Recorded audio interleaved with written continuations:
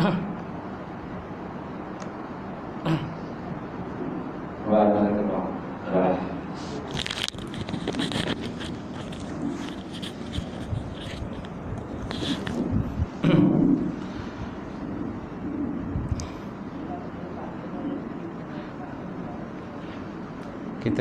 buka pengajian kita malam ini dengan sama-sama membaca Alkitab.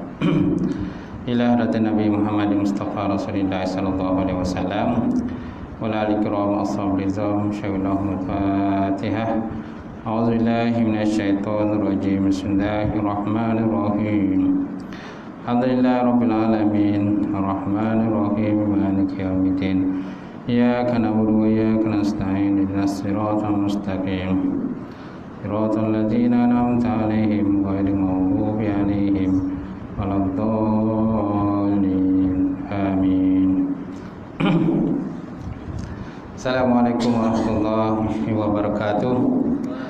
Alhamdulillah wahdah saraqa wa'dah wa nasara 'abdah wa 'azza jundahu wa hazamal ahzaba wahdah. Asyhadu an la ilaha illallah wahdahu la syarikalah wa asyhadu anna Muhammadan abduhu wa rasuluh.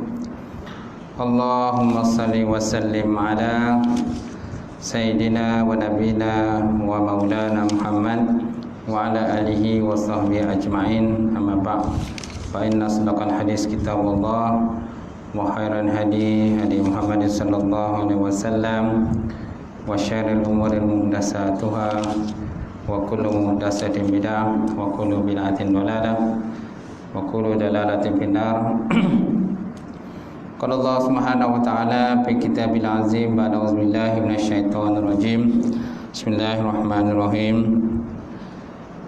Wa la tahsabanallahu ghafilan amma ya'maluz zalimun innama yu'akhiruhum liyaumin tashkhasu fihi al-absar. Maksudnya, janganlah kamu menyangka Allah Subhanahu wa ta'ala itu lalai terhadap apa-apa yang dikerjakan oleh orang-orang yang zalim di kalangan kamu. Hanya saja mereka itu ditangguhkan azab oleh Allah Subhanahu wa ta'ala, sehinggalah pada satu masa dan ketikanya mata mereka terbeliak melihat azab Allah Subhanahu wa ta'ala. Qala Nabi sallallahu alaihi wasallam, bada Islam ghariban wa sayaudu ghariban kama bada'a fatuba lil ghuraba. Islam itu bermula dalam keadaan dagang dan dia akan kembali menjadi dagang ataupun asing. Maka berbahagialah kepada orang yang dagang ataupun orang yang asing. Ya mati imam kita, tak lupa juga Tuan Bilal, kemudian datang puasa masjid, seluruhnya muslimin yang dirahmati Allah. Alhamdulillah, kita merafakkan segi-segi puji dan syukur kepada Allah Subhanahu wa ta'ala, kerana dengan limpah kurnia serta rahmat daripada Allah kita dapat bersama pada malam ini insya-Allah untuk sambung kuliah kita. Dalam ni kuliah Misbahud Duja, Syarah Sabinatul Najah. Betul tak? Sampai mana itu? Kursus apa? 53. Baik, kita lihat 53. Beriman dengan hari akhirat. Betul tak? 38. InsyaAllah. Lihat pendapat ulama. Muka surat 52 tu, pendapat ulama. Al-Alim Al-Alamah Said Ahmad bin Zaidi Dahlan, Mufti Syafi'iyah di Mekah, juga menjelaskan tentang keislaman Abu Talib. Keislaman Abu Talib dalam kitabnya Asna Al-Mattalib fi Najahi Abi Talib. Asna Al-Mattalib fi Najahi Abi Talib, muka surat 104. Sesungguhnya Imam Qurtubi menyebutkan ketika Imam Subki Asy-Sya'rani As-Suhaimi menyebutkan Allah Ta'ala telah menghidupkan Abu Talib dan dia akan beriman dengan ajaran Rasulullah SAW. Ini adalah dalil jika diterima, Abu Talib tidak beriman semasa di dunia. Ini ada dalil jika Abu Talib tak beriman semasa di dunia lah.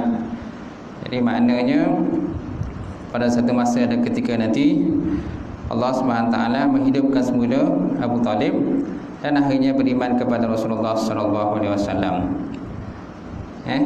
Benda ini tak mustahil. Benda ini tak mustahil.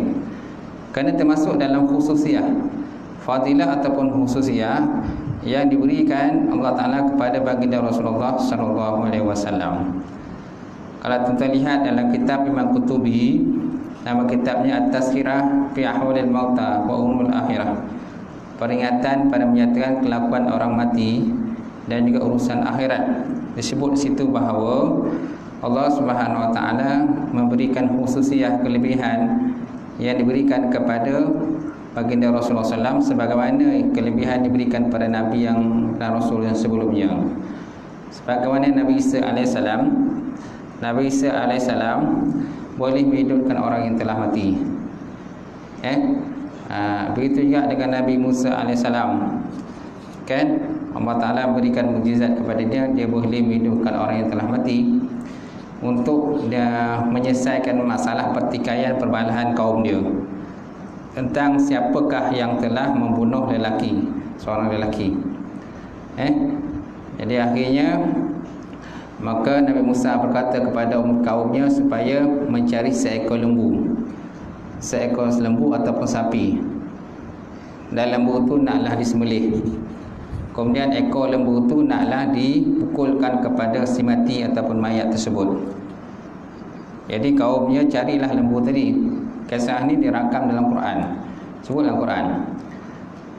Ingatlah di ketika kan Allah Ta'ala perintahkan kepada Musa supaya berkata kepada kaumnya antazbahu baqarah, supaya mereka menyembelih lembu ataupun lembu betina lah.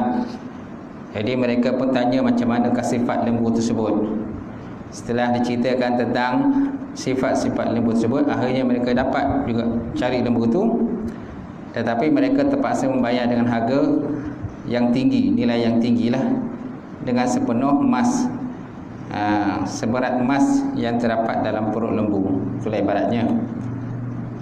Setelah disembelih lembu tadi dan ekor lembu itu dipukulkan kepada si mayat tersebut, dan mayat itu hidup dengan izin Allah Subhanahu Wa Taala, dan mayat itu akhirnya berbicara dan berkata bahawa yang membunuhnya ialah bapa yang anak saudaranya sendiri. Jadi begitu juga dengan Nabi Muhammad SAW. Sebut dalam kitab itu bahawa Nabi pernah menghidupkan sekumpulan jamaah. Dia kata sekumpulan jamaah. Ada beberapa orang yang telah mati dihidupkan semula dengan kelebihan yang ada kepada Rasulullah SAW. Jadi tak mustahil tuan-tuan, Allah Ta'ala kan menghidupkan semula dengan kelebihan yang ada kepada Nabi Muhammad SAW, menghidupkan semula kedua ibu bapa Rasulullah SAW, dan akhirnya beriman dengan Rasulullah SAW. Kemudian kalau kita lihat dalam kitab lain pula, namanya kitab Jauharah Tauhid, ataupun kitab Tuhfatul Murid, syarah kepada Jauharah Tauhid. Di situ disebutkan bahawa ibu bapa Nabi ini termasuk dalam kumpulan Ahlul Fatrah. Jadi Ahlul Fatrah ni kita tahulah pada masa ketiadaan pada zaman Nabi dan Rasul. Di samping itu juga ada dari Quran menyatakan bahawa Nabi ini sentiasa orang kata berpindah-pindah dalam tulang sulbi orang-orang yang sujud kepada Allah Subhanahu Wa Taala. Allah sebut dalam Quran, wa nukallibuka minas sajidin, dan kami membalik-balik engkau tu di dalam kumpulan orang yang sujud kepada Allah Subhanahu Wa Taala. Okey. Jadi golongan Nabi sallam, ayah ibu Nabi ini termasuk dalam golongan al-fatrah. Kita juga dengan orang kata bapa saudara baginda Rasulullah sallam, itu Abu Talib. Jadi ada menyatakan bahawa Abu Talib ni adalah termasuk dalam penghuni syurga juga, bukan penghuni neraka. Kerana Allah Ta'ala boleh beri kelebihan pada Nabi untuk menghidupkan semula ayah dia dan juga beriman kepada Rasulullah SAW. Mana iman orang maknanya iman orang yang telah mati hidup semula, mana imannya boleh diambil kira lagi. Sebagaimana orang yang telah mati boleh lagi kan memutuskan sesuatu hukuman. Macam orang lelaki tadi kan, lelaki yang telah mati tadi, maknanya bila dinyatakan orang yang telah membunuh dia, maknanya apa yang dia cakap tu boleh diambil kira lagi, boleh dipakai lagi cakap tadi, sehingga kan anak saudara tu akhirnya dibunuh. Jadi maknanya benda tu boleh berlaku lah. Khususnya atau fadilah kelebihan yang ada kepada Rasulullah sallallahu alaihi wasallam. Kemudian yang kedua, Syekh Muhammad Abu Zahrah pernah menegaskan bahawa pendapat Abu Talib bukanlah seorang musyrik. Ini kerana mereka yang musyrik itu menyembah berhala. Sedangkan amalan Abu Talib dan termasuk juga kata-katanya dan juga pendiriannya menunjukkan bahawa beliau berpendapat penyembah berhala adalah satu kebatilan. Beliau berpendapat bahawa orang yang menyembah berhala ni adalah satu benda batil. Oleh itu aku lebih cenderung beristighfar untuknya, kata Syekh Muhammad Abu Zahrah. Kerana kalau ikut sejarahnya Abu Talib ni tidak pernah pun menyembah berhala. Cuma waktu dia nak meninggal tadi, dia tak ada mengucap dua kalimah syahadah, tu sajalah. Macam tu. Malah ada juga pendapat menyatakan bahawa kan orang yang ada iman dalam dirinya, walaupun dia tidak menuturkan dua kalimah syahadah tadi, maka termasuk juga kumpulan orang beriman. Malah dalam kitab Jawharah Tauhid pun disebutkan bahawa mana iman itu hanyalah at-tasdiq, dia kata. Iman tu hanya tasdiq. Mana pengakuan dengan membenarkan dengan hati. Membenarkan hati pun dah kira sebagai orang beriman, walaupun tidak ada ikrar bilisan, amal bijawarih. Pengakuan ikrar dengan lidah dan juga amal dengan anggota badan. Cuma pengakuan dengan lidah ini supaya seseorang itu terikat dengan hukum dunia. Bila dia ucap kalimah syahadah saja maka terikat. Kalau dia tak ucap kalimah syahadat, maka orang itu dikira tidak terikat lah. Tapi dia tetap termasuk kumpulan orang yang beriman juga. Sebut dalam kitab Jawharah Tauhid yang dikarang oleh Syekh Ibrahim Al-Qani. Baik, kemudian antara kitab lain yang bagus membicarakan perkara ini ialah Bughyat Talib. Bughyat Talib fi imani Abu Talib yang dikarang oleh Imam Sayuti. Kutaib, mana Kutaib ini buku kecil yang berjudul Al-Qaul fi Sahib fi Islami Abu Talib. Al-Qaul As-Sahib, perkataan ataupun pendapat si sahib, mana orang yang punya kitab tadi, buku kecil tadi, dalam menyatakan tentang Islamnya Abu Talib, yang dikarang oleh Abdul Halim Ibrahim Al-Azami dan juga lain-lain tuan-tuan. Baik, ini pendapat dikarang para ulama lah berkenaan dengan berimannya Abu Talib radhiyallahu taala anhu. Baik, kemudian wajib meyakini kewujudan hari kiamat dan meyakini dunia yang fana ataupun binasa ini akan berakhir. Hari kiamat ataupun akhirat bermula selepas daripada kematian, sehingga Allah Ta'ala sahaja yang mengetahuinya bilakah berlakunya hari kebangkitan itu. Sebutkan hari kiamat kerana selepas bermulanya hari akhirat tidak akan ada lagi malam selepasnya. Bila berlaku kiamat tiada lagi malam, betul lah kan? Dan tanda kiamat ni kita tahulah banyak sangat tanda-tanda kiamat ni berlaku sekarang. Cuma kita sekarang menanti tanda-tanda besar. Tanda-tanda kecil dah banyak berlaku dah. Kan perzinaan, pembunuhan, pergaduhan, perbalahan, maksudnya gempa bumi, puting beliung, tsunami, macam-macam lagi lah. Kan penyakit sana, penyakit sini dan sebagainya, keruntuhan akhlak di kalangan masyarakat dan sebagainya, peperangan sana, peperangan sini yang tak pernah habis dan sebagainya. Itu semua adalah tanda-tanda kecil kepada kiamat. Dan benda tu sentiasa ada berlaku, setiap hari masih berlaku dan sebagainya. Cuma sekarang ni kita menanti alamatul kubra, tanda-tanda besar. Tanda besar, contohnya keluarnya Imam Mahdi, kemudian keluarnya Dajjal, kemudian turunnya Nabi Isa AS untuk membunuh membunuh Dajjal. Lepas tu nanti keluarnya Ya'juj dan Ma'juj, kemudian terbitnya matahari daripada sebelah barat, kan, dan sebagainya lah. Itu tanda-tanda besar kiamat. Kemudian antara tanda-tanda kecil kiamat lagi ialah masa semakin cepat, masa semakin cepat dan semakin pantas. Betul tak? Sekejap yang kita rasa dah macam dah setahun, kejap dah setahun, kejap dah tahun. Kalau dulu tentang rasa lambik benar kan masa tu kan, sekarang ni copek waktu lah, masa berlalu. Hari tu baru gaya lagi. Lepas tu orang pergi haji lagi, kan? Hari tu di Pabali, ni dah di Pabali ni, ni roket ni Pabali ni, tak? Tu agama lain lah, bukan agama kita kan. Tapi nak nyata pada kita, maknanya masa begitu cepat dan begitu pantas. Setahun dirasa macam sebulan, sebulan dah rasa macam seminggu, seminggu dah rasa macam satu hari, kan? Satu hari dah macam 1 jam. Begitu cepat dan pantas masa berlalu. Sayanglah di kalangan kita ni wak tak tahu je, wak bodoh je. Kadang masjid pun tak datang, surau pun tak datang, pengajian ilmu pun tak datang. Semua rasa dah pandai, dah cerdik, dah jadi tak perlu lagi nak mengaji dan sebagainya. Jadi rumah Allah Ta'ala dah jadi sunyi. Rumah Allah Ta'ala dah jadi sunyi, tuan-tuan. Tak ada orang nak datang. Macam mana tu? Sedangkan masing-masing tahu kiamat dah hampir berlaku. Kita dah akhir zaman dah ni, kan? Benda yang paling mudah ialah masa tadi. Masa begitu cepat dan pantas berlaku. Takkanlah kita tak perasan, kan? Tak tahulah kalau kita ni tak perasan masa semakin cepat dan pantas. Baik, seterusnya tuan-tuan, kemudian wajib meyakini bahawa pertanyaan dalam kubur, kenikmatan dan azab dalam kubur, kehidupan di alam barzakh, mizan, titian sirat.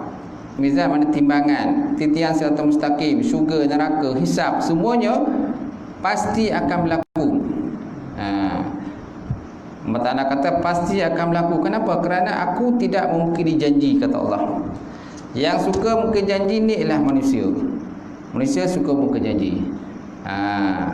Cakap kamai lagi, cantik, bagus cakap tapi lepas itu habuk pun tak ada, kan? Habuk pun tak ada. Nak sebelum menang tu, kamai lagi janji. Dah menang macam-macam alasan. Pelbagai alasan tu, alasan ni, macam-macam alasan. Tak boleh nak tunaikan janji. Itulah ciri-ciri orang-orang munafik. Ciri-ciri orang munafik. Nabi kata alamat munafik salasah. Tanda munafik itu 3. Pertama, iza haddasa kadzaba, apabila dia berkata-kata dia berbohong. Wa iza wa'ada akhlafa, apabila dia berjanji dia mengkhianati janji. Berjanji mengkhianati janji. Wa iza utmina khana, apabila diamanahkan dia mengkhianati amanah. Dan satu riwayat pula menyatakan bahawa ditambah lagi satu, wa iza khasama fajara, bila dia berbantah-bantah dia melewati daripada had perbantahan. Perbantahan itu semua tanda munafik tu. Banyak kalau kita ni ada ciri-ciri munafik. Ciri-ciri munafik. Baik. Kemudian 39 tu, wajib meyakini bahawa segala sesuatu yang terjadi mengikut qada dan qadar daripada Allah Subhanahu Wa Taala. Ini dalam bab orang kata beriman dengan qada dan qadar. Jadi pertama yang ke-6 tadi beriman dengan hari akhirat. Yang kelima, yang keenam beriman dengan takdir. Ketentuan yang baik dan takdir yang buruk. Semuanya tadi datangnya daripada Allah Subhanahu Wa Taala. Malahan tuan-tuan, ketika kita di alam janin lagi dah ditentukan kita ni sama ada kita ni bahagia ataupun derita, syurga ataupun neraka, kan? Di mana kita akan dimatikan, di mana kita dilahirkan dan sebagainya, semua dah dinyatakan di alam di azali lah. Cuma kita tak tahu je benda tu berlaku. Jadi buruk dan baik semuanya datang daripada Allah Subhanahu Wa Taala. Cuma manusia ni dia ada usaha dan ikhtiar. Kita tahu manusia ada usaha dan ikhtiar. Dia kena ada usaha dan ikhtiar untuk menolak sesuatu yang telah ditetapkan oleh Allah Subhanahu Wa Taala tadi. Kerana dia ada qada' mubram dan ada qada' mu'allid. Kalau sebut dalam kitab tauhid lain, ada qada' mubram dan ada qada' mu'allid. Ada qada' yang tak boleh kita nak ubah lagi, dan ada qada' yang boleh diubah tetapi dengan ikhtiar dan dengan doa daripada kita. Itu pentingnya doa. Dalam Islam ni doa penting. Doa mukhul ibadah. Doa tu otak kepada ibadat. Doa otak pada ibadat. Dan apa yang berlaku boleh diubah dengan syarat kita berdoa kepada Allah Subhanahu Wa Taala untuk diubah benda tersebut. Insya-Allah boleh. Usaha dan ikhtiar di perkara makhluk juga. Baik, kemudian wajib meyakini bahawa segala sesuatu yang terjadi mengikut qada dan qadar daripada Allah. Baik dan buruk terhadap takdir Allah Taala sebelum ciptaan makhluk. Segala sesuatu di alam semesta sesuai dengan qadar dan juga kehendak dan juga iradah Allah Subhanahu Wa Taala. Sebabnya kalau kita mengaji sifat 20, antara sifat yang wajib kita tahu ialah al-iradah. Iradah makna menentukan. Pertama kudrah, lepas kudrah iradah. Kudrah makna Allah Taala berkuasa, iradah Allah Taala menentukan. Iradah dia berfaedah tahsis, menentukan sama ada nak menjadikan ataupun tak nak menjadikan. Macam tu. Kalau Allah Taala kata jadikan, maka jadilah. Walaupun dengan tanpa perantaraan ayah contohnya. Contohnya Nabi Isa AS lahir ke dunia, ada ibu tetapi tidak ada ayah. Nabi Adam AS tidak ada ibu dan tidak ada ayah. Tak ada ibu dan tak ada ayah. Jadi benda tu boleh berlaku. Semuanya tadi dengan izin Allah Subhanahu Wa Taala. Tapi kebiasaan manusia ni, seorang itu lahir ke dunia mesti ada ayah ataupun ibu. Ayah dan ibu maka adalah seorang manusia tadi, sama ada secara yang halal ataupun tidak halal. Contoh perzinaan. Dengan berzina juga kadang-kadang manusia perempuan hamil juga, tapi namanya hamil luar nikah lah nama dia. Bila hamil luar nikah, anak tadi yang lahir tadi tak boleh menasabkan kepada lelaki yang telah menghamilkan perempuan tersebut. Itu namanya anak luar nikah lah nama dia. Tapi nak nyata pada kita bahawa bila adanya pertemuan benih antara lelaki dengan perempuan, maka adalah manusia yang lain akan wujud. Itulah manusia yang baru lah. Seterusnya faedah. Kenapa rukun Islam dan rukun iman di awal kitab? Kenapa rukun iman, rukun Islam di awal kitab? Muka surat 54 tuan. Nampak tak? Pengarang Syekh Salim As-Sumair Al-Hadrami meletakkan tajuk rukun iman dan rukun Islam di awal kitabnya kerana keduanya adalah tajuk yang sangat penting. Keduanya merangkumi seluruh tanggungjawab yang berkaitan dengan ibadah, sama ada zahir ataupun batin. Sama ada zahir ataupun batin.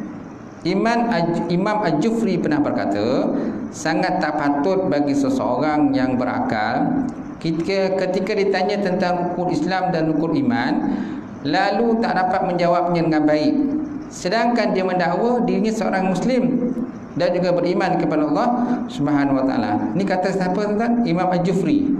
Dia kata tak patut kalau seorang itu kalau ditanya tentang rukun iman Islam, dia tak jawab.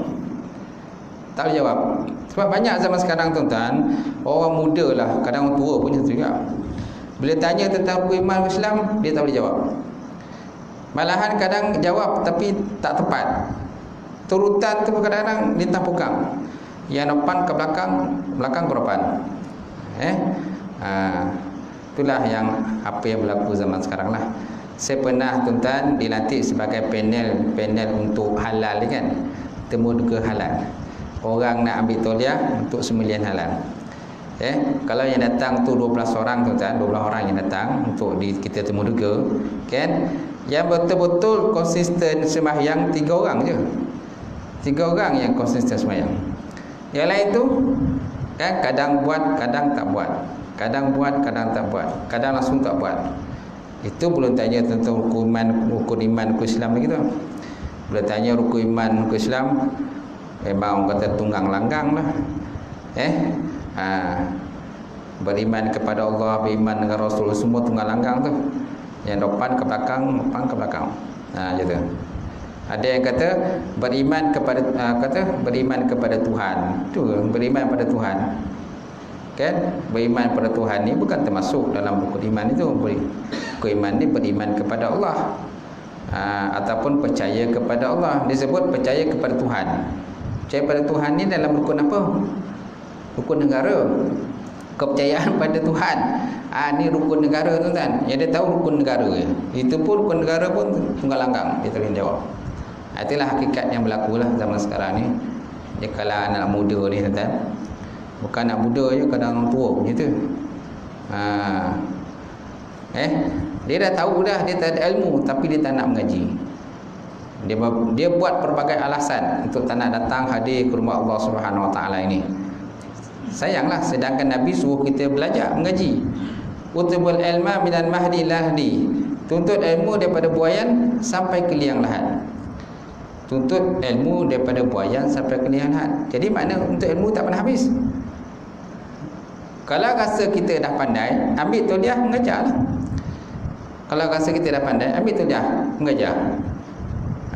Ni kita nak ambil tauliah pun tak ada. Nak kata pandai pun tak pandai, nak kata tahu pun tak tahu. Tapi bila guru datang buat tak tahu je. Guru datang tak tahu je. Kan? Guru datang daripada jauh, bukan doket, datang daripada jauh. Tapi bila datang orang tak ada. Macam mana perasaan tuan-tuan? Kalau tuan-tuan jadi guru, tuan-tuan pergi tempat lain mengajar jauh, tiba-tiba yang ada dalam tu 2-3 korek je. 2-3 korek dalam tu. Apa perasaan tuan-tuan? Kecewa tak? Kecewa kan perasaan kita? Kecewa.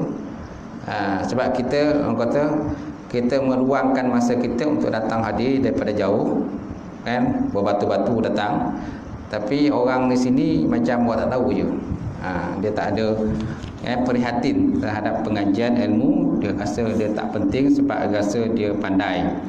Dia dah pandai, dia tak perlu nak mengaji lagi. Kalau tak perlu mengaji lagi, maknanya tak payahlah guru datang lagi. Betul tak? Kalau dah pandai, jadi guru tak payah datang. Tak payah panggil guru lagi. Tak payah panggil guru daripada pejabat agama datang. Sebab sini semua dah pandai. Betul kan? Dia dah pandai. Macam mana tu? Baik, kemudian ilmu tauhid. Ilmu yang membahaskan tentang rukun iman adalah ilmu tauhid. Ilmu tauhid mempunyai mabadi. Mabadi mana asas ataupun punca ilmu tauhid. Mabadi ilmu tauhid ni ada 10. Ilmu lain pun tuan-tuan, dia ada juga mabadi. Mabadi ni asas ataupun tonggak pokok dia. Ilmu fiqh pun ada dia punya mabadi asal dia. Ilmu tasawuf pun ada juga. Ilmu mantik, ilmu balaghah, semua ilmu lah. Dalam konteks Islam ni semuanya ada mabadi. Mabadi apa sebab kita kena belajar ilmu tu. Macam tu. Jadi walaupun kitab ni tuan-tuan, dia banyak berbicara tentang fiqh nanti, bab solat dia ada nanti, banyak lagi kitab ni, tak habis lagi ni. Tebal lagi kitab ni. Tapi pada permulaan kitab ni dia bicara tentang tauhid dahulu. Dah bicara tauhid, baru nanti muka surat 61 tuan-tuan, baru kita bicara tentang fiqh. Bahagian ketiga, muka surat 61 tu nanti sampai habis. Sampailah muka surat berapa tu tuan-tuan? 600 lebih kan? 600 lebih kan? Itu nanti kita bicara tentang fiqh pula. Permulaan kitab ni memang bicara tentang tauhid. Dan banyak kitab-kitab yang dikarangan para ulama pun kadang-kadang dia masukkan pada awal kitabnya tauhid. Tak dinafikan, ada juga kitab-kitab memang asalnya memang daripada awal lagi bicara tentang fiqh. Contohnya kitab Bajuri. Kitab Bajuri yang dikarang oleh Syekh Ibn Qasim. Syekh Ibn Qasim kan, dia kata kitab Bajuri itu 2 jilid, memang daripada permulaan lagi cerita tentang fiqh saja. Fiqh saja. Itu juga dengan fiqh minhaji yang dikarang Dr. Mustafa Akin dan Dr. Mustafa Al-Buraq dan Ahmad As-Salbaji. Salbaji itu memang dia cerita tentang fiqh je, daripada mula sampai habis cerita fiqh je. Daripada bab ibadat sampailah ke bab jinayat, munakahat dan sebagainya. Tetapi ada kitab-kitab memang dia masukkan sekali, fiqh kan masukkan sekali, tasawuf masukkan, lepas tu tauhid pun masuk sekali. Macam kitab ni dia masukkan tauhid pada permulaan kitab. Jadi nanti pada pertengahan, nanti tak sampai pertengahan pun, suku je dah mula dah bicara tentang fiqh pula. Macam tu. Baik. ilmu tauhid. Namanya ilmu tauhid, ilmu kalam, ilmu usuluddin, ilmu sifat, ilmu aqaidul iman. Ilmu kesimpulan kepada iman. Nama tauhid ialah ilmu tauhid. Nama ilmu tauhid mana tauhid ada asal perkataan wahada. Wahada mana mengesahkan Allah. Kan? Kemudian boleh juga dikatakan sebagai ilmu kalam. Menceritakan tentang kalam. Kemudian bercerita ilmu usuluddin, asal agama. Ilmu sifat kerana membicarakan tentang sifat yang wajib bagi Allah Subhanahu Wa Taala. Dan juga boleh dinamakan sebagai ilmu aqaidul iman, ilmu simpulan iman. Ilmu simpulan iman. Kenapa dikatakan sebagai simpulan? Kerana akidah ini kan sifat yang 20 tu, sifat 20 yang wajib bagi Allah, 20 sifat yang mustahil bagi Allah, satu yang harus bagi Allah. Kan 4 yang wajib bagi para nabi dan juga para rasul, kemudian 4 yang lawan dia dan satu yang harus kepada para nabi rasul. Jadi jumlah semuanya 50 akaidah iman. Itu namanya 50 simpulan iman. Simpulan ini ibaratnya ialah tali yang bersimpul-simpul lah. Kan macam mana tali yang bersimpul itu susah tak kita nak buka? Susah. Jadi akidah kita tu terjaga. Kerana kita dah masuk dalam simpulan iman tersebut, simpulan. Ada pula ulama dikatakan simpulan itu diumpamakan seperti tali yang panjang yang berjuntai daripada atas ke bawah. Macam kita nak naik tali tersebut, kalau tidak ada simpulan pada tali maka susah untuk kita naik tali tersebut. Jadi pada tali tersebut ada simpulan. Simpulan pertama, naik atas sikit simpulan kedua, naik atas kita simpulan ketiga, sampailah kepada 50 simpulan. Jadi kalau tidak ada simpulan, kita nak naik ke atas susah. Kecuali kalau orang tu memang dia tenaga dia kuat lah. Tenaga dia kuat. Kalau orang tenaga kuat ni dia boleh naik tinggi, kan? Walaupun tali itu dia tak ada simpulan dia. Sebenarnya tujuan simpulan tadi supaya tangan kita tu tak mudah terlucut lah bila kita pegang tali tersebut. Dan bawah itu diumpamakan macam neraka. Bawah itu diumpamakan seperti api neraka. Jadi kita berpegang dengan tali itu dengan tali pegang, ada buhul tali, namanya buhul tali. Jadi pegangan kita kuat lah. Itulah ibaratnya dikatakan sebagai simpulan iman. Jadi kalau tak ada tali itu, kemungkinan besar kita pun terlucut, terlawat ke bawah, akhirnya jatuhlah dalam neraka. Itulah ibaratnya begitu kata ulama. Baik. Kemudian sumbernya Quran dan juga hadis Nabi Muhammad sallallahu alaihi wasallam. Tauhid yang kita belajar, contohnya tauhid sifat 20. Dia berpunca daripada Quran dan sunnah Rasulullah SAW pun. Kerana wujud pun ada dalilnya berkenaan dengan Quran. Kan wujud, qidam, baqah dan sebagainya, kudrat. Kan kudrat mana kuasa. Innallaha ala kulli syai'in qadir. Dalilnya Allah Taala tu Quran dia katakan semuanya Allah Taala tu atas setiap sesuatu tu maha berkuasa. Kemudian iradat berkehendak. Kan innallaha yaf'alu ma yurid. Allah Taala berkehendak melakukan apa yang dia nak. Jadi semua tadi tuan-tuan ada sumber dia. Kalau orang kata belajar sifat 20 ni bid'ah, tak betul lah. Dia kata pada zaman Nabi mana dia belajar sifat 20. Tak? Memanglah pada zaman Nabi itu Islam tu dalam satu bentuk yang bahan mentah lagi. Tak? Pada zaman Nabi Islam tu adalah bentuk bahan mentah. Belum lagi dipecah-pecahkan. Ni ilmu tauhid, ilmu fiqh, hadis dan sebagainya. Mana dia buat macam tu? Malahan pada zaman Nabi pun tak membenarkan membukukan Quran. Quran pun tak dibenarkan buku lagi pada zaman Nabi. Bila Nabi dah wafat baru diperintahkan. Kan? Supaya dibukukan Quran kerana ramai dari para sahabat yang telah pun meninggal dunia. Mati syahid dalam peperangan, yang hafal Quran. Jadi takut nanti akan hilangnya Quran sebab apa ramai yang telah pun mati syahid. Nampak tak? Jadi begitu juga dengan ilmu-ilmu, contohnya ilmu fiqh ke, ilmu tauhid ke, ilmu tasawuf ke, kan? Ilmu bahasa Arab ke, kan? Dan sebagainya, pelbagai jenis ilmu yang terdapat dalam Islam ni. Ilmu tu kan dibukukan oleh para ulama ataupun disusun oleh para ulama kemudian. Dipecah-pecahkan ilmu tu. supaya manusia ni faham ni, ini ilmu tauhid, ini ilmu fiqh, ilmu tasawuf, ini hadis, ini tafsir. Betul tak? Pada zaman Nabi memang tak ada dipecah-pecahkan begitu lagi. Macam tu. Kerana itu pada permulaan Islam. Permulaan Islam. Jadi ulama-ulama mengarang kitab-kitab ni kemudian macam tu. Sehinggalah pada zaman kita ni banyak ulama-ulama kan mengarang buku-buku, kitab-kitab dan sebagainya, tujuan supaya ilmu tu tidak hilang begitu saja. Walaupun ada juga kitab-kitab yang telah pun dimusnahkan oleh musuh-musuh Islam. Ada juga kitab-kitab yang telah pun dibakar, kan, dibuang ke laut, ke sungai dan sebagainya. Contohnya pada masa kerajaan Ottomaniyah jatuh, macam mana kerajaan Ottoman itu habis, kan, semua manusia yang Islam habis dibunuh, berpuluh ribu yang mati, kan. Tatar, contohnya Tatar datang menyerang, ramai yang mati. Kemudian kitab-kitab, buku-buku di kalangan ulama habis semua, dibakar, dicampakkan ke laut, ke sungai dan sebagainya, ke sungai Furat. Tapi alhamdulillah tuan-tuan, walaupun begitu masih lagi banyak lagi kitab-kitab yang muktabar yang ada zaman sekarang ini yang boleh kita guna pakai dan kita rujuk, alhamdulillah. Jadi amat sayanglah, amat duka citalah kalau kita sendiri tak nak mengaji. Kita tak nak mengaji, tak nak datang ke rumah Allah Subhanahu Taala ini. Guru datang tapi kita tak nak datang. Rugilah. Rugilah. Kita tahu, kita rasa kita tak tahu, tapi kita tak nak usaha untuk datang untuk menuntut ilmu dan sebagainya. Sedangkan menuntut ilmu itu wajib. Menuntut ilmu wajib.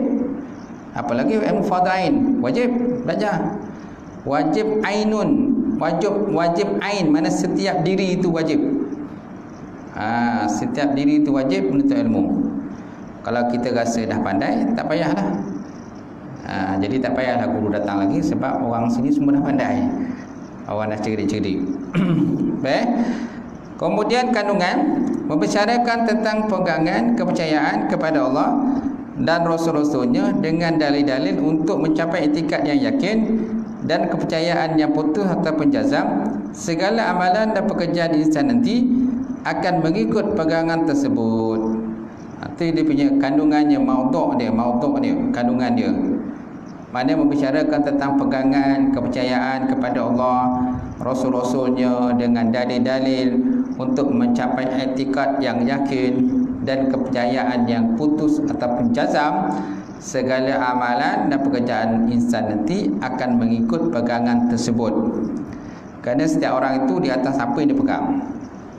Kalau pegangan dia betul-betul bersumberkan kepada Quran dan hadis Nabi SAW, dia berpegang dengan Allah Subhanahu Wa Taala, insya-Allah amalan dia insya-Allah akan diterima oleh Allah Subhanahu Wa Taala lah.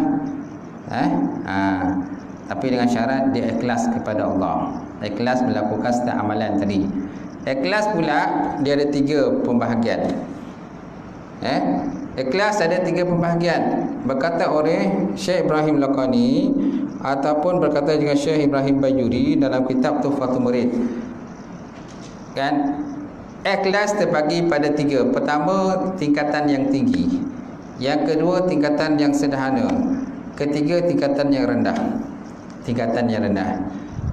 Mana tingkatan yang tinggi? Iaitulah seorang tadi dia melakukan suatu amalan tadi bukan kerana nakkan syurga dan bukan kerana takut neraka. Bukan nak syurga dan bukan takut neraka. Ini tingkatan yang paling tinggi lah. Yang pertama. Yang kedua, tingkatan pertengahan. Dia melakukan suatu perbuatan amalan tadi kerana nakkan syurga dan juga kerana takutkan neraka. Ini masih dalam kategori ikhlas lagi. Dia lakukan amalan tadi kerana nakkan syurga dan takutkan neraka. Ada di kalangan tuan-tuan ni buat amalan tak nak syurga? Ada tak? Tak ada. Boleh katakan semua nak syurga. Tak?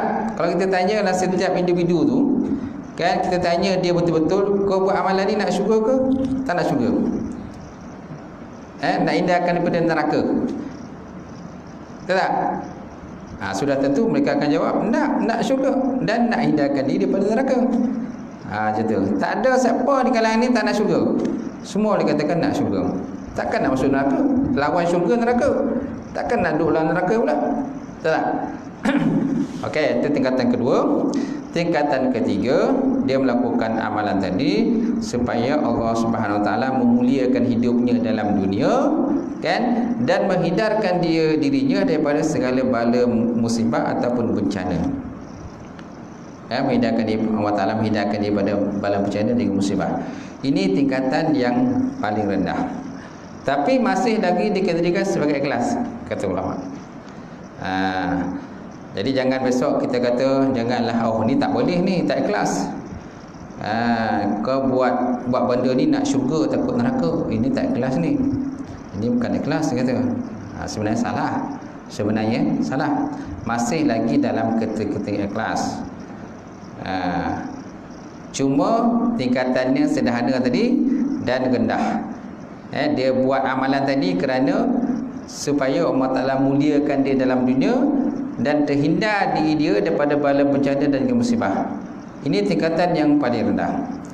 Selain daripada itu, kata ulama, maka dikatakan sebagai riya. Selain daripada itu, maka dikatakan sebagai riya. Dah tak boleh dah terima, tak terima lagi. Baik, kemudian perkara yang dibahaskan, maudhu'.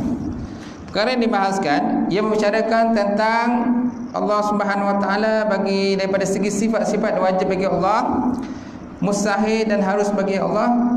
Rasul-rasul daripada sifat wajib, mustahil dan harus bagi pada Rasul. Segala kejadian daripada segi jirim benda dan arat-arat. Arat ialah sifat makhluk yang baharu. Arat ialah duduk pada jirim. Arat duduk pada jirim. Contohnya tinggi, rendah, kuning, hitam, hijau, coklat, biru. Ini arat, sifat. Sifat duduk pada jirim. Sifat duduk pada jirim. Contohnya meja. Meja ni berwarna coklat. Coklat ni duduk pada meja ini. Selagi mana ada meja, selagi itulah ada arat itu. Dan arat ni dia boleh berubah-ubah. Arat boleh berubah. Kita boleh warnakan wajah ni dengan warna yang lain. Kita nak warna biru, boleh. Kita nak warna putih, boleh. Kita nakkan warna yang lain. Kerana arat ni satu benda yang duduk pada jirim dan dia boleh berubah-ubah. Dan jirim pula sama ada dia bergerak ataupun diam. Kalau tak bergerak, diam. Kalau tak diam, dia bergerak. Berlainan dengan zat Allah. Zat Allah dia tidak begitu. Tidak ada bergerak, tidak ada diam dan sebagainya. Tidak ada bergerak dan diam. Kalau bergerak, diam samalah seperti makhluk. Macam tu. Allah tu, mana apa yang kita tergambar tentang Allah itu bukan Allah. Apa yang kita tergambar itu bukan Allah. Kalau kita tergambar Allah Ta'ala seperti angin, bukan. Kita tergambar Allah Ta'ala ni seperti nur cahaya, pun bukan. Kan nur cahaya ialah makhluk. Nur ataupun cahaya adalah makhluk. Jadi Allah Ta'ala laisa kamitslihi syai'un wa sami'ul alim. Baik, kemudian tentang segala pegangan dan percayaan dibawa oleh para rasul seperti hal-hal syurga, neraka, hari kiamat dan lainnya. Kemudian manfaat mempelajarinya untuk mengenal Allah dan yakin kepada rasul-rasul dan mendapat kebahagiaan dunia dan akhirat. Kedudukannya dibandingkan ilmu lain adalah ilmu yang sangat utama ataupun sangat penting. Ilmu tauhid ini sangat pentinglah. Kerana akidah. Kalau kita semayang tunggang-tunggit, kan puasa kan main, puasa sunat kan main, gaji buat semua sunat. Tapi akidah tak betul. Akidah tak betul. Menduakan Allah, mentajsimkan Allah, kan? Mentajsim, makna Allah Ta'ala ni berjisim, Allah Ta'ala ni berupa dan sebagainya. Jadi akidah kita habislah. Batil lah akidah kita. Walaupun kita semayang, gajin, kita puasa gajin, pergi haji gajin, pergi umrah gajin, semua gajin. Boleh katakan setiap tahun pergi umrah. Setiap tahun bagi Allah pergi umrah. Tapi dalam bab tauhid habis. Hancur buat tauhid. Akidah tak betul. Mentajsimkan Allah ataupun menjisimkan Allah. Sedangkan Allah Ta'ala tidak berjisim, tapi dia menjisimkan Allah. Membentukkan Allah. Allah ni berbentuk dan sebagainya. Jadi macam mana? Baik. Kemudian ilmu yang paling utama itulah ilmu tauhid, akidah. Akidah ni dipermakan macam orang kata macam tanah, kan? Kemudian ilmu fiqh ni macam pokok. Ilmu akidah ni macam sebatang pokok. Kemudian ilmu fiqh diperlukan seperti buah. Kan? Ilmu tasawuf ni macam pagar dia. Okey? Jadi 3 perkara ni kena ada. Mesti ada pokok dia, mesti ada buah, dan mesti ada pagar. Ada pokok, ada buah, tak ada pagar habis lah. Tak ada pagar, tak ada. Habislah orang lain ambil, kan, orang curi dan sebagainya. Tapi kalau ada pagar, jadi orang pun tak berani nak curi. Baik. Kemudian tokoh yang menyusun kaedah ilmu tauhid iaitu Imam Abu Hasan Asy'ari yang meninggal pada tahun 324 Hijrah, dan Imam Abu Mansur Maturidi yang meninggal pada tahun 338 Hijrah. 333 Hijrah. 333 Hijrah. Ini 2 imam besar yang menjadi asas kepada ilmu tauhid. Kerana ilmu tauhid ini daripada jalur mana jalan mereka lah. Dan Imam Abu Hasan Asy'ari ini, dia punya nenek moyang sebenarnya, moyang itulah Abu Musa Asy'ari. Abu Musa Asy'ari itu hidup pada zaman Rasulullah sallallahu alaihi wasallam. Baik, kemudian hukum mempelajarinya, fardu ain ke atas setiap mukallaf untuk mengenal atau mengetahui sifat-sifat Allah secara ijmal atau ringkas. Mengetahui secara tafsir detail satu persatu adalah fardu kifayah. Jadi hukum belajar tauhid itu kan fardu ain. Betul juga ilmu fiqh, fardu ain juga. Ilmu tasawuf, fardu ain juga. Kan? Jadi kenapa kita nak menafikan daripada belajar? Nampak? Kenapa kita nak menafikan? Kita tak nak datang belajar. Kita menyatakan kita dah pandai, kita dah bagus, tak perlu belajar lagi.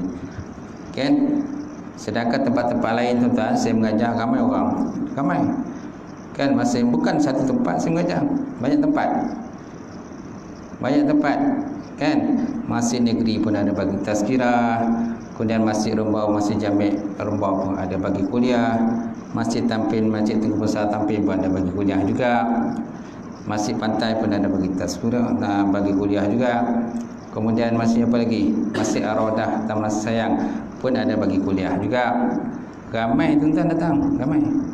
Lebih 30 orang datang. Jadi sayanglah tuan-tuan, tuan dah ada guru dari yang suruh ajar sini, tapi tak nak datang, tak nak mengaji. Nanti bila guru diambil, dihantar tempat lain, jadi tak rapi nak cakap lah, carilah guru lain. Dia akan mengajikan tuan. Dan kemudian kelebihannya inalah semulia-mulia dan setinggi-tinggi ilmu, dan asal kepada segala ilmu yang lain. Perbicaraannya juga mulia kerana membicarakan tentang Allah dan juga Rasul. Kemudian matlamat akhirnya, ilmu ni dapat membezakan antara akidah yang benar ataupun akidah yang tak benar. Etikad ni akidah lah. Etikad mana akidah? Kan, ilmu ni lah dapat membezakan benda yang hak, benda yang batil. Kerana dalam bab tauhid tuan-tuan, bab tauhid ni dia mesti percaya yakin 100%. Tapi dalam bab fiqh tak yakin 100% pun boleh dia kira lagi. Kalau dalam bab fiqh zan mukallaf, zan ni 75%. Zan 70%. Yakin 100%.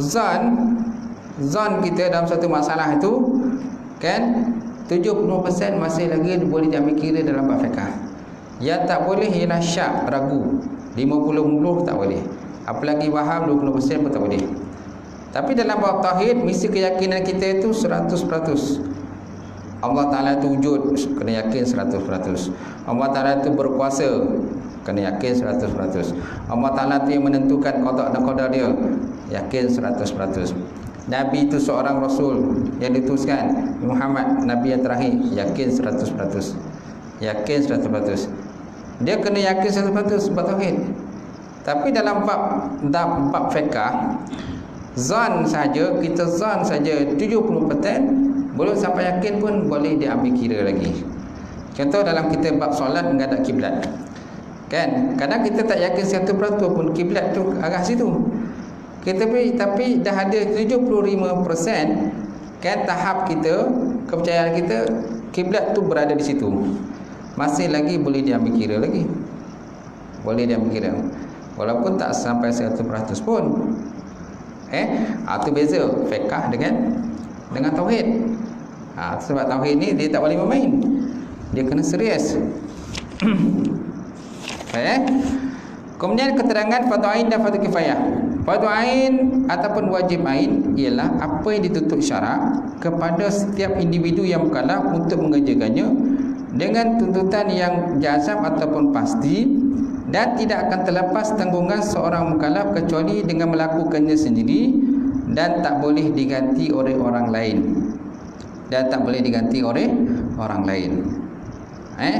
Itu dikatakan fardu ain. Macam mengaji ni fardu ain lah. Kan, mengaji, bertalaki, berguru ni fardu ain. Banyak zaman sekarang ni orang tengok dalam TV je. Orang tengok dalam TV, orang tengok dalam YouTube, orang tengok dalam FB dan sebagainya. Mengaji dalam FB je. Kan? Boleh juga mengaji dalam FB. Dia tak sama dengan mengaji dengan kita berguru. Dia adalah FB ni untuk orang yang memang tak dapat datang langsung. Dia memang tak dapat datang baru dia tengok dalam FB. Tapi kalau kita ada masa yang terluang, datanglah mengaji.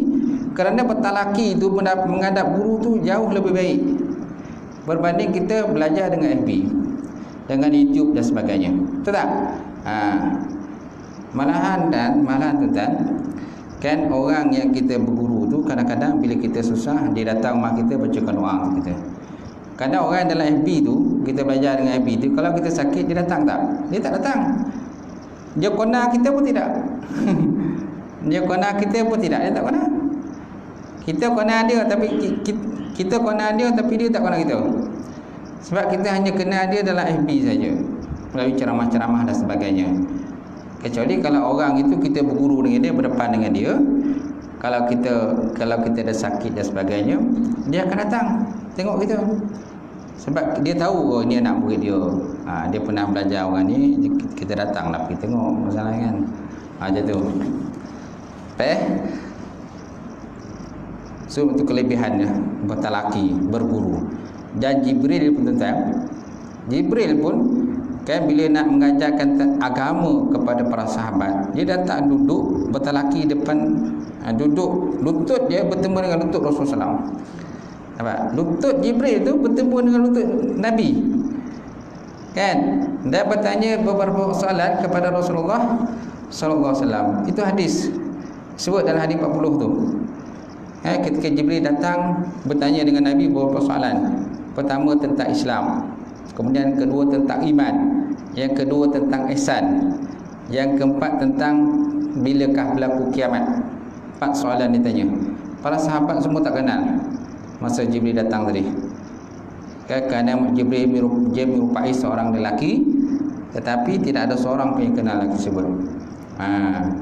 Bila habis saja Jibril pun pergi, maka Nabi pun tanya para sahabat, kamu kenal tak siapa datang tadi? Semua kata tak kenal. Itulah Jibril yang datang untuk mengajar agama kamu. Dia datang untuk mengajar agama kamu. Ini nak tunjuk kepada kita, kan, ilmu caranya bertalaki dan juga duduk rapat-rapat dengar apa yang disampaikan oleh guru tersebut. Ini tak nak tengok dalam FB saja. Boleh lah, tapi tak sama dengan duduk depan-depan dengan guru. Pahalanya lagi besar lah. Kita berbanding dengan hanya tengok dalam FB, dalam YouTube dan sebagainya.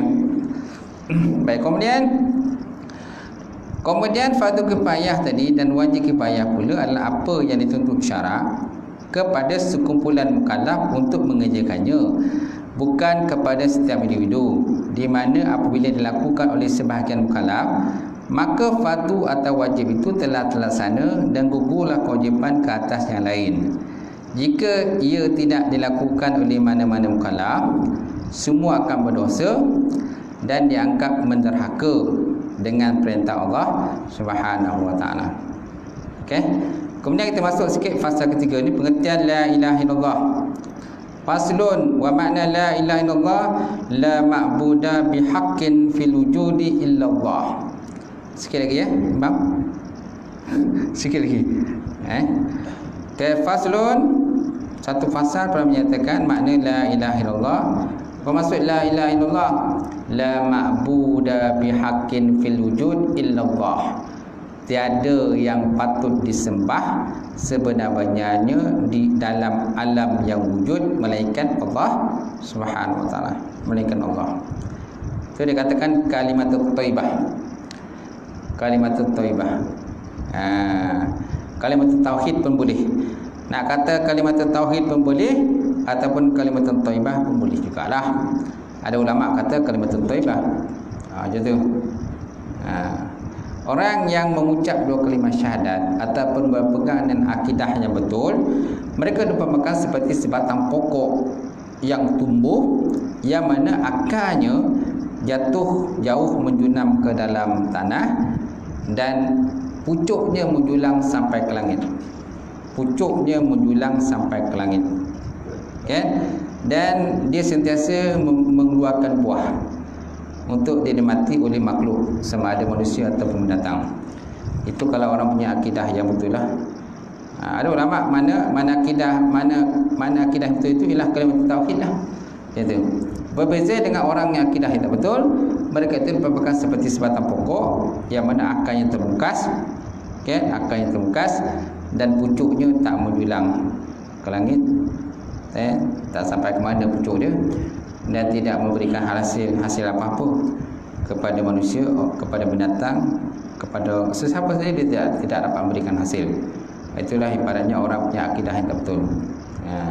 Itu sebut Al-Quran tu. Baik, kemudian kalimah la. La di sini bermakna la nafi. La nafi li jinsi. Apa maksud la nafi li jinsi? Ia menafikan semua jenis ketuhanan yang tidak benar, batil dan palsu selain daripada Allah Subhanahu wa taala. Selain daripada Allah Subhanahu wa taala. Itu maksud la tu, la linafi jenis, menafikan semua Tuhan. Kerana Tuhan ni berbagai bentuk. Yang disembah oleh manusia. Matahari pun ada yang menyembah matahari, ada menyembah bulan, menyembah bintang, menyembah pokok, menyembah kayu, menyembah batu, menyembah orang kata mambang pun ada, mambang semua kan, menyembah orang kata ruh, menyembah dewa-dewa dan sebagainya kan, menyembah dewa, menyembah orang yang telah mati, orang telah mati disembah, menyembah syaitan pun ada. Macam-macam jenis kategori manusia yang sesat ni, yang tak percaya pada Tuhan pun ada. Kalau ateis kan, dia tak percaya dengan Tuhan. Dia tak percaya dengan Tuhan. Dia kata alam ni terjadi dengan sendirinya. Alam jadi sendiri, jadi tak percaya Tuhan. Tapi ada manusia percaya dengan Tuhan. Tapi percaya dengan Tuhannya menyalahi daripada apa yang diajar oleh Rasulullah sallallahu alaihi wasallam. Mana menyembah yang selain daripada Allah Taala. Baik, kemudian yang 41, nombor 41, tiada yang patut disembah sebenar-benarnya di dalam alam wujud melainkan Allah. Dikatakan begitu kerana banyak yang sembah di alam ini bukanlah Tuhan yang sebenar, seperti menyembah jin, nampak? Menyembah bintang, menyembah berhala. Tadilah menyembah hantu syaitan, dewa-dewa.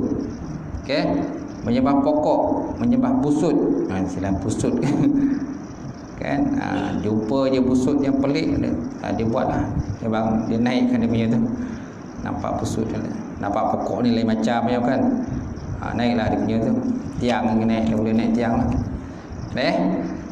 Kalau Islam tidak ada begitu.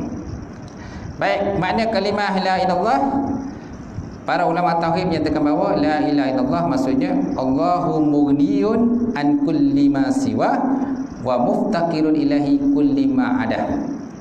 Allah Subhanahu wa taala itu maha kaya daripada setiap barang yang selainnya, wa muftaqirun dan berhajat kepadanya kullu ma ada, setiap benda yang selain dia. Mana Allah terkaya di atas makhluk dan makhluk pula berhajat pada Allah. Iftikar, istighna dan iftikar. Kalau tuan-tuan mengaji bab tauhid, antara sifat yang kita kena tahu ialah sifat istighna dan iftikar. Istighna mana kaya. Kaya siapa? Allah kaya daripada makhluk. Iftikar, mana iftikar ni makhluk pula berhajat. Makhluk pula berhajat kepada Allah. Tidak ada di kalangan makhluk ini tidak berhajat pada Allah. Walaupun zahiriat kita nampak dia tak berhajat kepada Allah pun, dia berhajat pada Tuhan-Tuhan, patung-patung dan sebagainya. Tapi hakikat sebenarnya siapa yang menguruskan rezeki mereka? Allah yang menguruskan. Baik, kalimat ini adalah kalimat tauhid yang menunjukkan uluhiyah, mana ketuhanan bagi Allah.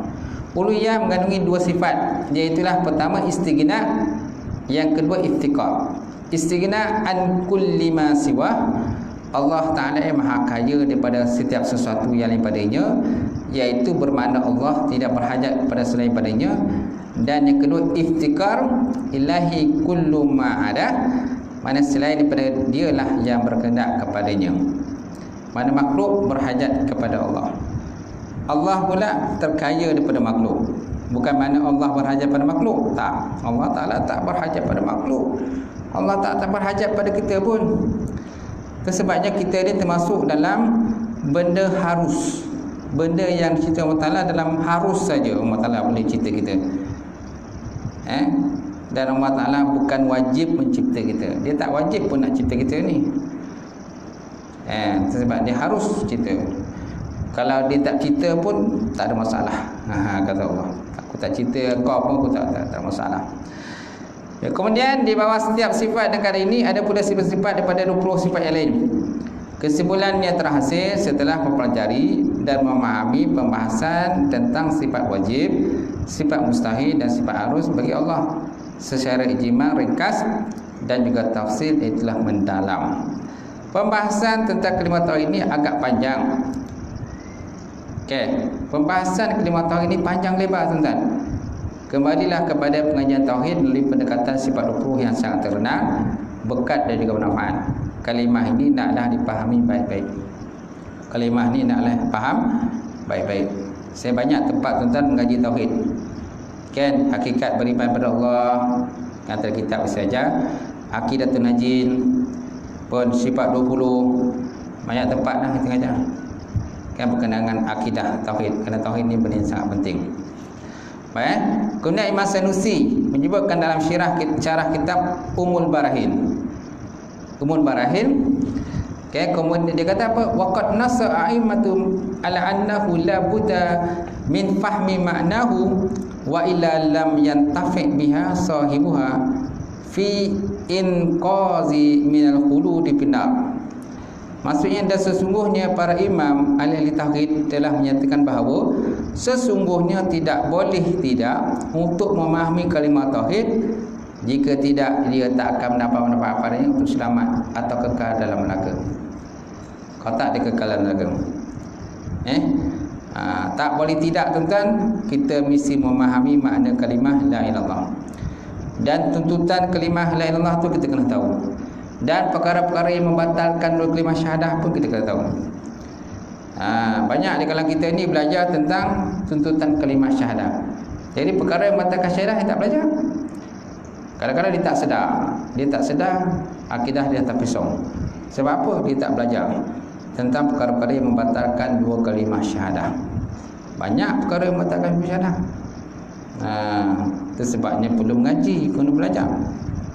Oleh itu pelajari ilmu tauhid sebaiknya melalui manhaj yang benar yang disusun oleh Imam Ahlussunnah wal Jamaah yang ahli mana berkelayakan dalam bidang mereka, seperti yang disusun oleh dua imam agung, Imam Abu Hasan Asy'ari dan juga Imam Abu Mansur Maturidi. Inilah dua orang ulama besar yang mengasas kepada, yang menjadi pelopor kepada akidah Ahlussunnah wal Jamaah. Akidah Ahlussunnah wal Jamaah. Mereka lah orang-orang yang membukukan Quran, membukukan ilmu tauhid, menyusun ilmu tauhid secara tersusun gitu. Pada zaman Nabi dia tak tersusun ilmu tauhid. Bukan tak ada, ada. Apa yang tak ada zaman Nabi semua ada. Tapi dia tak bentuk dalam silibus. Susunnya tu. Jadi ulama-ulama terkemudianlah susun supaya kita dapat membezakan ini tauhid, ini fiqh, ini tafsir, ini hadis, ini orang kata ilmu balaghah, ini usul fiqh, ini usul tafsir, ini mustalah hadis. Okey, ilmu nahwu, ilmu sharaf. Okey, banyak kan? Banyak sangat ilmu. Ilmu tajwid lagi. Kan, ilmu taranum Quran lagi. Banyak ilmu qiraat lagi. Qiraat, kemudian faedah kepaduan dalam ilmu tauhid, para ulama menyatakan kalimah la ilaha illallah ada 12 huruf. Dia ada 12 huruf dengan mewajibkan 12 kepaduan. 6 yang zahir dan 6 yang batin. 6 kepaduan yang zahir ialah solat, zakat, puasa, haji dan jihad. 6 kepaduan yang batin itulah tawakal. Tawakal menyerahkan urusan kepada Allah ataupun tafwid, sabar, redha, zuhud, tawad dan sebagainya. Okey, itu termasuk dah 12 kepaduan. Sampai situlah pengajian kita, insya-Allah. Kata kita sambung lagi 3 rukun taubat. Lepas tu nanti dah masuk dah tauhid. Wallahu alam. Saya buka persoalan kalau ada pertanyaan. Tauhid golongan Khawarij dengan Mu'tazilah macam mana? Mu'tazilah? Khawarij. Okey, kalau Khawarij ni dia terasing. Kan dia ada dua kan. Dia tengah-tengah antara dengan apa tu yang Muawiyah dan juga golongan Muawiyah. Dia terkeluar daripada yang menyokong Muawiyah dan terkeluar daripada menyokong Ali. Ali pun tak sokong, Muawiyah pun tak sokong. Sedangkan para ulama kena menyokong salah satu.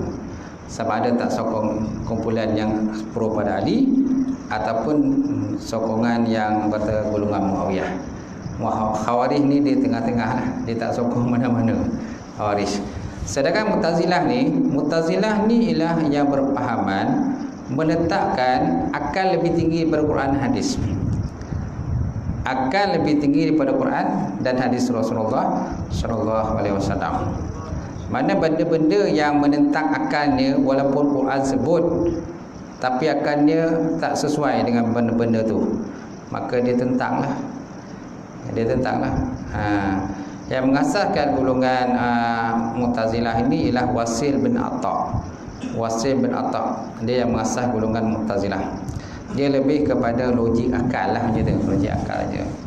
Kalau akal dia tak betul, walaupun benda tu disebut Quran hadis pun dia tak akal juga. Jadi golongan ini Islam tak?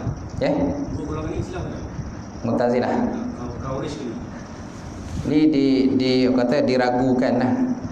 Diragukan akidah mereka lah. Kita nak katakan tak Islam pun tak boleh juga kan. Tapi akidah mereka tu meragukanlah, diragukan akidah dia.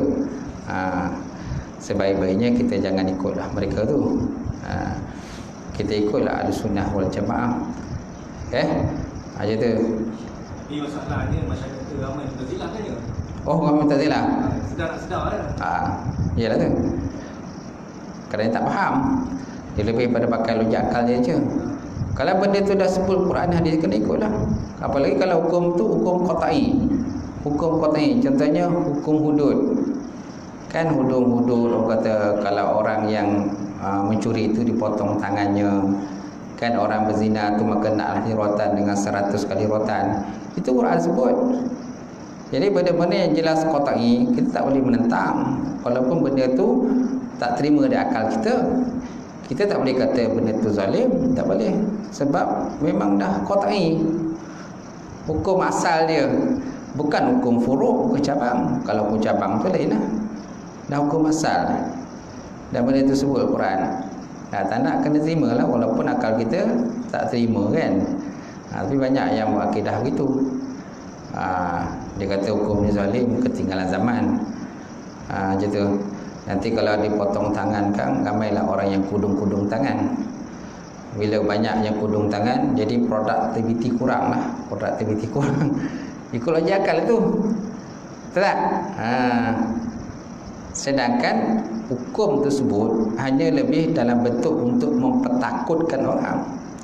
Mempertakutkan orang supaya jangan buat. Sebab kita nak sabitkan satu hukum qisas tu bukan benda yang mudah nak sabitkan. Contoh berzina, kan? Untuk nak sabitkan orang tu berzina, mesti ada 4 orang saksi yang adil. 4 orang saksi yang adil yang melihat kejadian tadi. Melihat orang tu tengah buat.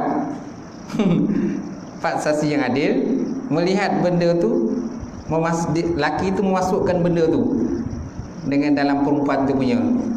Seperti keris tu dimasukkan dalam sarung je. Adakah tuan-tuan sanggup pergi tengok kan? Sanggup ke pergi tengok? Dan biasa orang adil ni, contoh imam. Imam sanggup ke nak pergi tengok? Imam, Bilal, siap pergi tengok, perhatikan. Kena nak jadi saksi ni, kan, untuk nak sabitkan benda tu, kesalahan zina tu. 4 orang saksi yang adil. Yang banyak sekarang ni orang yang tak adil, fasik banyak. Tapi yang betul-betul siqah, adil tu yang susah payah cari. Dan orang yang adil pula sanggup pun nak tengok benda tu. Benda tu lelaki tu tengah buat projek tu. Tahu tak? Maksud dia, apa yang berlaku sekarang ni, yang contoh daripada kita buat sekarang ni, adakah bertepatan dengan apa yang kita bahas sekarang? Belum lagi. Kan pelaksanaan hukum Islam ni dari segi macam hudud qisas kan belum dilaksanakan. Belum dilaksanakan lagi. Hanya dalam peringkat perancangan aja. Yang ada contoh hukum-hukum masalah munakahat, orang kata muamalat, bab ibadat itu adalah. Tapi yang hukum itu belum lagi. Sebab ramai yang melenting. Ramai yang melenting, ramai yang terasa. Sedangkan benda tu hanya untuk Islam aja. Tak libat peluang bukan Islam. Tapi yang meletak ni orang bukan Islam. Dia kata kena pada dia orang. Sedangkan benda tak kena pada dia. Kena pada orang Islam saja. Islam ada berpupuk Ha. Tapi kalau ni Betul lah. Ya. Tapi lah kalau di orang kata digazetkan, ditetapkan, diwartakan hukum tu, nak laksanakan pun bukan satu benda yang mudah. Macam tadi kan, kita nak sabit dengan salah zina tu bukan satu benda yang mudah. 4 orang saksi yang ada melihat kejadian tadi. Sanggup ke tuan-tuan nak pergi tengok? Tak? Mungkin tak sanggup nak tengok kan? Jadi macam mana nak sabitkan kesalahan zina tu? Gitu. Jadi mana hukum hudud itu kan, dia lebih dalam konteks untuk mempertakutkan manusia supaya jangan buat.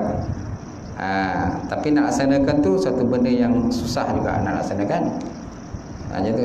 Dia umpamakan, kalau ulama kata umpamakan macam kita beli yang kata beli rotan kan, kononnya nak rotan anak-anak kita lah.